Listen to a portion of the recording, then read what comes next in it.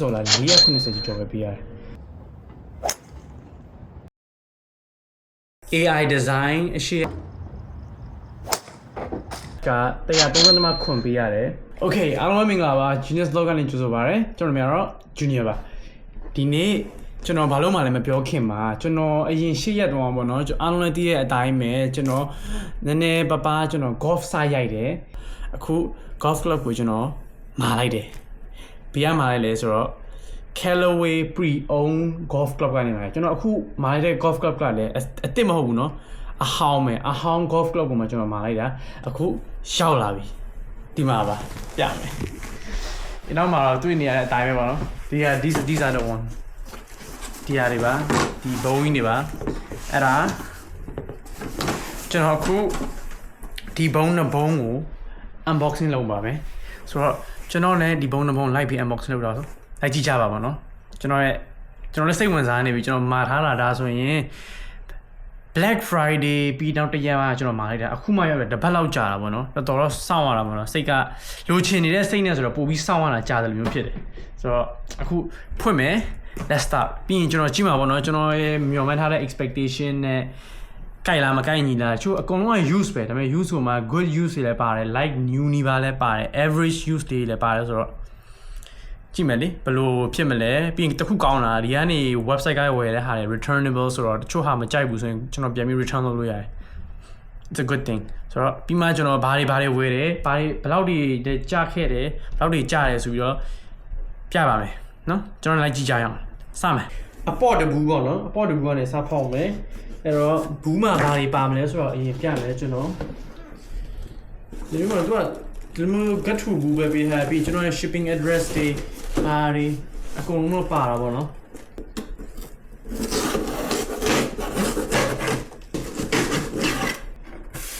okay ခဏလေးပြင်ရလေးထွက်လာပါတယ်ကျွန်တော်တိချာ packaging တော့လုပ်ထားပြီးရယ်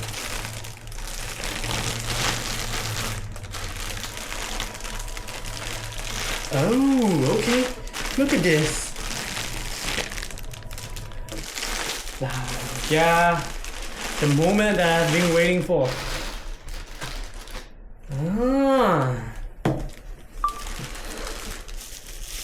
Hell yeah. Holy shit. Sticker on my quad. Hell yeah. တီဒါပေမဲ့ကျွန်တော်ဝယ်လိုက်တဲ့ဟာအဲ့လို new ဆိုပြီးဝယ်တာမဟုတ်ဘူးเนาะဒါက Callaway Rouge ST 5 wood ကိုမှ19 degree နဲ့ and also flex က regular 5.5 ပြီးရင် cyber ဆိုရယ် graphite နဲ့ပေါ့နော်Damn, this is pretty nice. Hey, wow. Cool. နောက်တော့ဘုံဖောက်ရအောင်ဒီဘုံထဲမှာအစုံပါမှာကျွန်တော်မှာထားတာဆိုရင်အကုန်လုံးပါတယ်ကျွန်တော် one set ပုံစံကိုယ့်အနေကိုတီးတန့်ပြန်ပြီးတော့ custom ပြန်ရွေးပြီးမှာထားတာပေါ့နော်ဒီမှာပါဗျာထဲမှာတော့ဒီလိုပုံစံလေးပါကျွန်တော်ဘူးဖွင့်လိုက်တာ ਨੇ ဒါတွေက use တွေပေါ့နော် use တွေဆိုမှကျွန်တော်အခုပြမယ်ကျွန်တော်ဝယ်လိုက်တဲ့ use တွေရောဒီမှာ iron တွေပါတယ်အထက်မှာဘူးပုံစံရတယ်လေမျိုးလေး iron wood 3 use clubs ကျွန်တော်ဘာမှမရရဲဆိုတော့ Callaway edge irons 对啊 this is a average condition like အရာလေးနည်းနည်းပဲရှိတာကျွန်တော်ဒီ Callaway Edge ကကြတော့ Costco တခုမှပဲတည်တန့် special Costco အတွက် Callaway ကထုတ်ထားပေးတဲ့ဟာပေါ့နော်ပြီးရင်ဒီကောင်က2024ထွက်ထားတဲ့ brand မကြည့်ပါဗျာ condition ရပြောမယ်ဆိုရင်လေပေးရတဲ့ဈေးနဲ့ကျွန်တော်တို့စိတ်ထဲမှာတန်တယ်ပြောလို့ရတော်တော်လေးကိုကြံနေတယ်ဒါကလုံးဝ average condition နော်6 7 8 9 pitching wedge and sand wedge wow Steel flex average ဖြစ်တဲ့အတွက်မှာတော့နည်းနည်းအစင်းရလေးတွေတော့ပါတယ် there's a little bit of scratches, but it's pretty decent scratches. There's like nothing that needs to be worried about. It can go a long way. 6, 7, 8, 9 pitching wedge, sandwich, iron sword in my baby. Oh, hybrid ko kajaro janoga. Callaway Edge Hybrid. Malaya. Look at this. Look at this condition. It's like new or something. Bama yate mashiu. And you got graphite, regular, original grip, Callaway original grip. Ooh.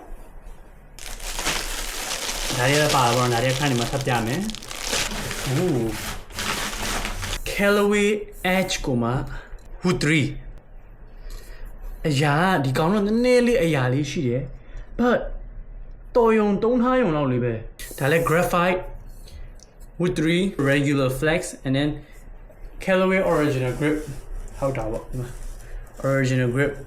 driver မသွားသေးဘူး driver နောက်ဆုံးမှသွားမယ် okay ခု pedal ကြည့်အောင် shit look at this Odyssey pedal ကြည့်ပါ look at the surface ကိုကြည့် smooth ရှိုက်ထားလေတော့တော့မထင်ရအောင်တော်လေးကိုတန့်တယ်ပြောလို့ရတယ်တော်မိုက်တယ်ပြီးရင်ဒီကောင်းရဲ့ signature ဘာလဲဆိုတော့ this grip ဒီ grip ကတော်မိုက်တယ် super stroke Thor 2.0 grip နဲ့ကျွန်တော် quick twin hair ထည့်တော့မယ်ဆိုရင်လက်မှာ grip ကလုံးဝ share driver ပါကျွန်တော်ဘာ driver မှာထားလဲဆိုတော့ကြည့်ကြည့်ပါ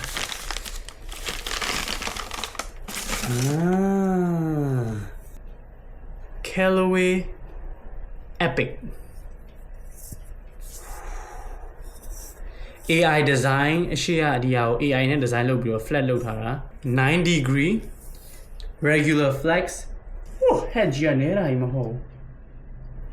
အဲ့ဒါ Callaway Epic Speed Epic Max လာတယ် Epic Speed လာတယ်ကျွန်တော် Epic Speed ယူလိုက်တာတဲ့အတိုင်းပဲကြားနေတယ်ဒါပေမဲ့ဒီ okay golf ဆိုတာဂျိုက်ရတယ်ဆိုတော့ pre own ဆိုတော့မှထိထားမယ့်ဟာတွေရှိတယ်ဒီမှာကြည့်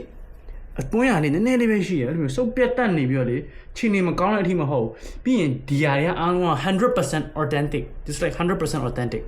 သူတို့ authenticity certificate ပါရှိတယ်ဆိုတော့စိတ်ဝင်စားမှာ price ပေါ့နော် price ကဘယ်လောက်ပေးရမလဲဘယ်လောက်ပေးရတယ်ဆိုပြီးတော့ကျွန်တော်ဒီ set တွေအကုန်လုံးဝယ်တာကို US ဒေါ်လာ490ကျော်ပဲပေးရတယ်ဈေးပေါ်လားဆိုရင်တော့အပေါ်ကြီးတော့မဟုတ်ဘူးဒါပေမဲ့ပေါ်ချောင်ကောင်းလားဆိုတော့ပေါ်ချောင်ကောင်းမဟုတ်ဘူးဈေးကြီးလားဆိုတော့ကြီးရတဲ့မှာမပါဘူးခါတော့ Callaway Edge ကိုက130မှာခွန်ပေးရတယ်6 7 8 9 pitching wedge sandwich 6 club ကို130ခွန်တယ်မှာငါအဲ့ကျွန်တော်ဒီကောင်က$72လောက်ပေးရတယ်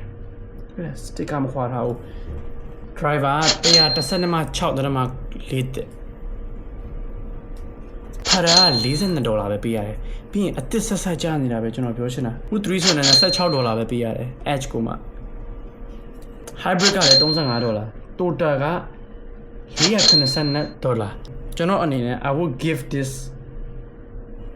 literally like 9.5 out of 10သူတို့ပြောထားတဲ့ expectation နဲ့ကျွန်တော်ကြားတဲ့ဟာနဲ့လည်းနည်းနည်းပိုပြီးမြင့်နေတယ်ကျွန်တော်က pre own ဆိုကြတဲ့ကွာသိရမလား3မီတာ second ဆိုတော့ကျွန်တော်နည်းနည်းစိတ်က short ထားတယ်တိတ်အကောင်းကြီးတော့မဟုတ်ပုံမှန်လေးပဲလာမှာမသိရင်အတစ်နီးပါအတိုင်းပဲအတစ်တောင်မလည်းချောင်းပါလိုက်တယ်ဒီဗီဒီယိုနည်းနည်းတော့ရှည်သွားပြီအဲ့ထွက်လဲကျွန်တော်တောင်းမှမှာကျွန်တော်ဂျားထဲမှာစဉ်းစားရတဲ့ငါ full set တစ်ခုလုံးပဲဝင်ကောင်းမလား golf ရိုက်ပြီဆိုရင် golf club ကောင်းကောင်းရှိဖို့လိုတယ်ကောင်းမရှိနေမှာစုံဖို့လိုတယ်ကျွန်တော်ကမစုံဘူးအဲ့တော့ကျွန်တော်ဝယ်မယ်ဆိုပြီးစဉ်းစားထားတာကြာပြရအခုဝယ်ဖြစ်သွားတယ်ကျွန်တော်စတာဦးဆုံးတော့ဆိုကျွန်တော်အဲ့လို1500တဲ့နေကျွန်တော်ကြည့်ဖြစ်တယ် like full set ပေါ့နော်14 club something like that အဲ့ဒီပိုင်းကပါမယ်အခုတော့အဲ့တော့မပါသေးဘူးအဲ့တော့ကျွန်တော်နောက်မှဈေးသက်တာနဲ့ထုတ်ဝယ်လို့ရတယ်ကျွန်တော်ပြောချင်တာတည်ရမလားအဲ့တော့တခြား set တွေဝယ်မယ်ဆိုရင်1000နီးပါးတော့သွားမယ်အခုဆိုရင်ကြည့်ကြည့်ပါကျွန်တော်ပြောချင်တာဒါကျွန်တော်နဲ့ကြိုက်တယ်လို့ကျွန်တော်ယုံကြည်တယ် because ကျွန်တော်အရက်နဲ့ regular weight နဲ့ regular flex ကလည်း graphite ကျွန်တော် take swing အစ်မကောင်းတယ် iron ခါကျကျွန်တော်နည်းနည်းအဆင်ပြေနေပြီဆိုတော့ you know still ပဲဝယ်လိုက်တာအဲ့တော့ကျွန်တော်အနေနဲ့တော့ဒါကျွန်တော်အတွက်တော်အဆင်ပြေမဲ့ set လို့ကျွန်တော်မြင်တယ်ဆိုတော့ it was so nice overall look at all of these အိတ်တွေလည်းပါတယ်အစုတွေလည်းပါတယ် condition တွေလည်းပြောမယ်ဆိုရင်တော်တော်လေးလက်ခံလို့ရတဲ့ပေါ်မှာမြင့်တဲ့ condition ဆိုတော့ shout out to Callaway Pre-owned it was a good purchase and I approve တော်မိုက်တယ်ဗီဒီယိုအရင်ရှိသွားပြီအဆုံးနေကြည့်ပြီးတော့လည်းကျေးဇူးအများကြီးတင်ပါတယ် stay tuned guys see you guys in the next video and many others Tata, bye bye. Thank you for watching till the end. Bye bye.